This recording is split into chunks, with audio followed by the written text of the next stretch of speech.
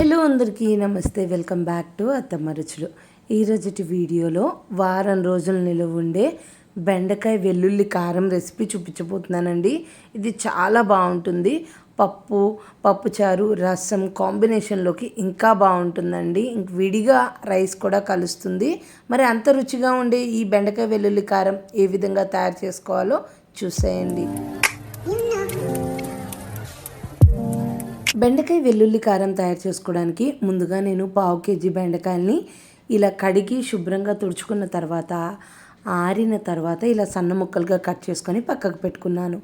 ఇప్పుడు ఒక కడాయి పెట్టుకొని అందులోకి ఒక 150 గ్రాముల ఆయిల్ వేసుకొని ఆయిల్ హీట్ అవ్వగానే ముందుగా కట్ చేసి పెట్టుకున్న బెండకాయ ముక్కల్ని వేసుకొని ఇలా వేయించుకుంటున్నానండి.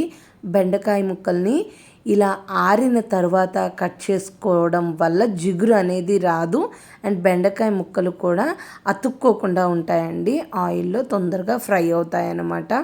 ఆరిన తర్వాత మనం బెండకాయ ముక్కల్ని కట్ చేసుకున్నట్లయితే చూడండి, ఇలా మీరు కలుపుకుంటూ అడిగంటకుండా అలానే బాగా క్రిస్పీగా వేగిపోయేంత వరకు వేయించుకోకుండా మనకి ఈ బెండకాయ ముక్కలు కొంచెం కలర్ చేంజ్ అవుతుంది అన్నప్పుడే తీసేసుకోవాలండి. ఎందుకంటే ఈ బెండకాయ ముక్కలు చల్లారేటప్పటికి ఎక్కువ క్రిస్పీగా అయిపోయి వడియాల్లాగా అయిపోతాయి అన్నమాట. అందుకని ఇలా మీరు ఈ టైంలో తీసినట్లయితే మనకి ఈవెన్గా ఫ్రై అవుతాయి అన్నమాట. అప్పుడు మరీ అంత వడియాల్లా లేకుండా మనకి ఈ కారానికి ఏ విధంగా అయితే బెండకాయ ముక్క వేగాల్సి ఉంటుందో అలా వేగుతుంది. ఇలా మన దగ్గర ఉన్న బెండకాయ ముక్కలు మొత్తాన్ని వేయించుకొని పక్కకు పెట్టేసుకోవాలి. ఇప్పుడు అదే ఆయిల్లోకి ఒక గుప్పెడు పల్లీల్ని కూడా ఇలా వేయించేసుకొని ముందుగా వేయించి పక్కకు పెట్టుకున్న బెండకాయ ముక్కల మీద వేసేసుకోవాలి. అలానే ఒక 2-3 రెమ్మల కరివేపాకును కూడా తీసుకొని అదే ఆయిల్లో ఇలా ఫ్రై చేసుకోవాలి. నేను ఈ జల్లెడలోనే ఫ్రై చేసుకుంటే మనకి మాడిపోకుండా అన్నీ ఈవెన్గా ఫ్రై అయిపోయి తొందరగా తీసేయొచ్చని ఇలా ఫ్రై చేసుకున్నాను అనమాట, ఆయిల్లో డైరెక్ట్గా వేయకుండా. వీటిని కూడా మనం ముందుగా వేసుకున్న బెండకాయ ముక్కలు పల్లీల్లోకి వేసేసుకొని పక్కకు పెట్టేసుకుంటున్నాను. ఇప్పుడు వెల్లుల్లి కారం తయారు చేసుకుంటున్నాను.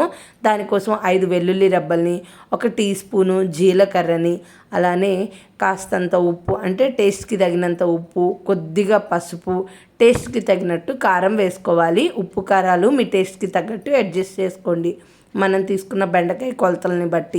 ఇప్పుడు వీటిని మెత్తగా గ్రైండ్ చేసుకోవాలి. ఇలా మనకి వెల్లుల్లి కారం అయితే రెడీ అయిపోయిందండి. చూడండి, ఇలానే ఉంటుంది. వెల్లుల్లిపై మనం పొట్టు తీసి వేయాల్సిన అవసరం లేదు, అప్పుడు బాగా తడిగా వస్తుందన్నమాట. అందుకని ఇప్పుడు మరలా ఆయిల్ మొత్తం తీసేసుకొని ఇంకా ఆయిల్ ఏమి వేసుకోకుండా ఆ బాండీలో ఉన్న ఆయిలే సరిపోతుందండి. ఇప్పుడు అందులోకి నేను ఈ బెండకాయ ముక్కల్ని వేసేసుకొని ముందుగా మిక్సీ ఆడిన వెల్లుల్లి కారం కూడా వేసేసుకొని ఒక్కసారి లో ఫ్లేమ్లో ఒక 2 నిమిషాలు ఇలా కలిపేసుకుంటున్నాను. ఉప్పు కరుగుతుందండి, కరిగి బెండకాయ ముక్కలకు కూడా పట్టేస్తుంది.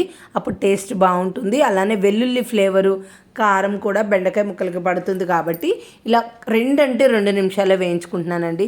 చాలా సింపుల్గా మనకి బెండకాయ కారం అయితే రెడీ అయిపోయింది. ఇది వారం రోజులు నిల్వ ఉంటుంది. మనకి రసం పప్పుచారు కాంబినేషన్లోకి చాలా బాగుంటుందండి. మీరు తప్పకుండా ట్రై చేయండి. నేనైతే పాలకూర పప్పు ఇలా బెండకాయ వెల్లుల్లి కారం చేశానండి. కాంబినేషన్ అదిరిపోయింది. టేస్ట్ కూడా వేరే లెవెల్ ఉంది. మీరు తప్పకుండా ట్రై చేసి టేస్ట్ ఎలా వచ్చిందో నాకు కామెంట్ చేయండి. అలానే నా ఈ వీడియోని లైక్ చేసి మీ ఫ్రెండ్స్ అండ్ ఫ్యామిలీ మెంబర్స్కి షేర్ చేయడం, నా ఛానల్ని సబ్స్క్రైబ్ చేసుకోవడం మర్చిపోకండి. ఇలా ఈ బెండకాయ వెల్లుల్లి కారాన్ని రైస్లో కలుపుకుంటుంటేనే గుమ్మలాడిపోతుందండి. ఇంకా నోట్లో నుంచి అయితే నీళ్ళు ఊరిపోతున్నాయి అన్నమాట. చాలా టేస్టీగా ఉంది. నా మాట మీద నమ్మకం ఉంచి ఒకసారి మీరు తప్పకుండా ట్రై చేసేసి టేస్ట్ ఎలా వచ్చిందో కామెంట్ చేసేయండి. మీకేమైనా రెసిపీస్ కావాలంటే కామెంట్ చేయండి, నేను చేసి చూపిస్తాను. Thank you for watching.